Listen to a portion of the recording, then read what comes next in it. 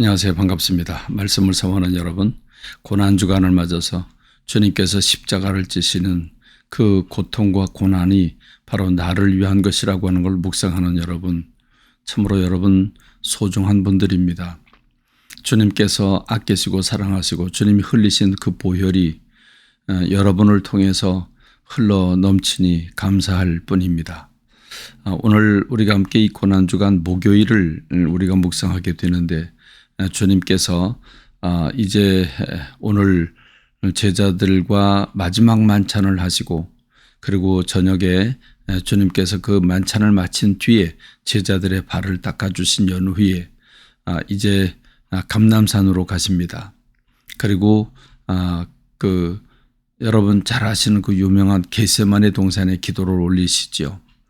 주님이 그 기도를 들으시고 나서 오늘 밤에 붙잡히십니다. 그리고 밤새도록 신문을 받으시고, 그리고 예수님은 이제 로마 그 총독 빌라도에게 넘겨지게 되고, 그래서 십자가에 못 박혀지게 됩니다.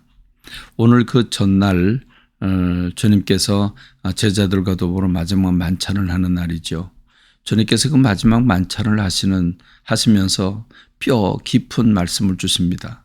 주님은 빵을 잘라서 한 덩어리의 빵을 잘라서 나눠줍니다. 손으로 잘라서 나눠주면서 한 사람 한 사람 주면서 주님께서 이렇게 말씀을 하십니다. 이것은 너희를 위해 찢는 내 살이다, 이렇게 말씀을 하십니다.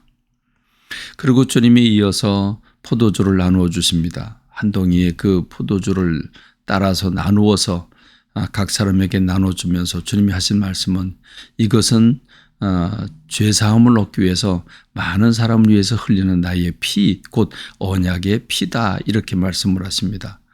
여러분 한번 상상해 보시죠. 예수님께서 빵을 나눠주고 포도주를 나눠주면서 이거는 피다, 피. 여러분 이 피라고 하는 말씀을 하셨을 때 그걸 듣는 제자들은 어떤 마음이었을까를 생각해 보면 우리가 주님이 지신 그 십자가가 어떤 것임을 우리가 깊이 생각할 수가 있죠. 그렇습니다.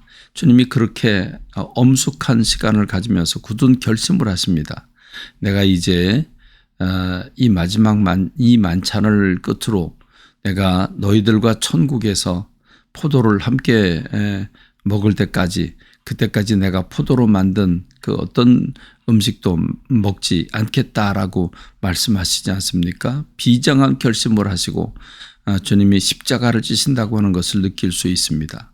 그러고 난 뒤에 우리 주님은 제자들의 발을 닦아 주십니다.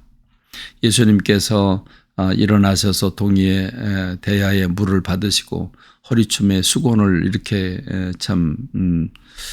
꽤 차시고, 그리고 무릎을 꿇고 앉아서 제자들의 발을 하나하나 닦아주십니다. 그럴 때 베드로가 튀어나오면서 얘기를 하죠. 주님, 제 발은 절대로 안 됩니다. 제가 스승님의 발을 닦아드려야지 어떻게 주님이 제 발을 닦아주십니까? 안 됩니다. 그랬더니 그렇다면 너와 나는 상관없다.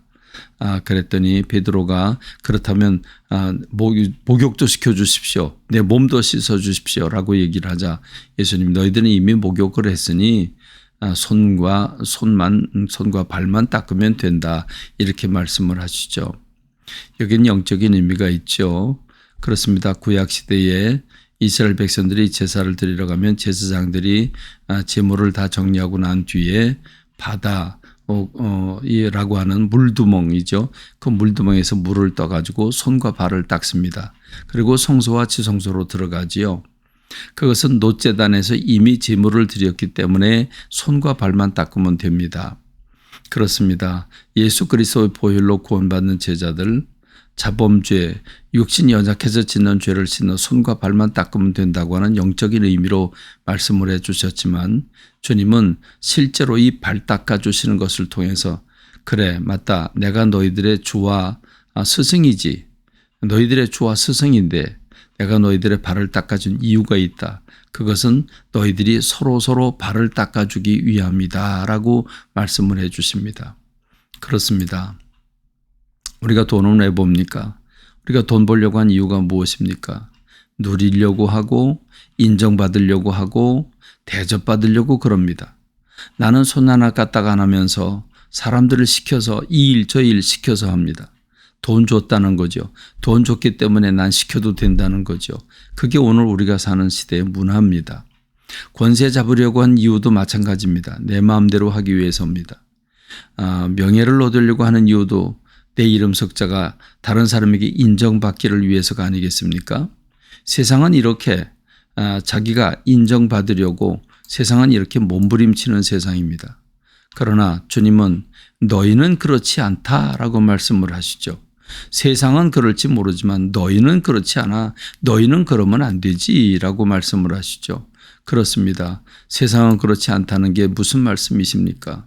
세상은 그렇지 않다. 여러분, 우리 믿는 사람들은 그래서는 안 된다는 거죠. 믿는 사람들은 어떻게 해야 되는데요? 주님은 말씀하셨습니다. 믿는 사람들은 섬기는 사람이 되어야 된다. 내가 이 땅에 왜 온 줄 아느냐? 내가 이 땅에 온 까닭은 바로 내가 십자가를 지기 위해서라고 하는 사실을 말씀해 주십니다. 그렇습니다. 주님은 섬기는 자로 이 땅에 오셨습니다. 섬기기 위해서 오셨다는 말입니다. 그렇습니다. 주님께서 이 땅에 섬기기 위해서 오셨는데 다른 무슨 말이 필요하겠습니까? 그렇습니다.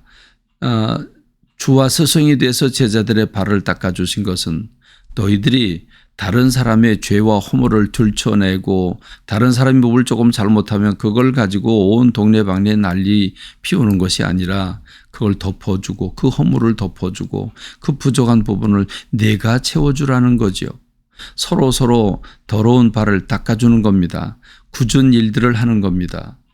내가 돈 많이 벌어서 난 손 하나 까딱 안 하고 다른 사람들을 부려먹는 사람이 아니라 오히려 주님의 마음을 품는 것, 이게 오늘 섬기는 자세를 가지는 것, 이게 오늘 주님께서 오늘 저와 여러분들에게 요청하시는 일입니다.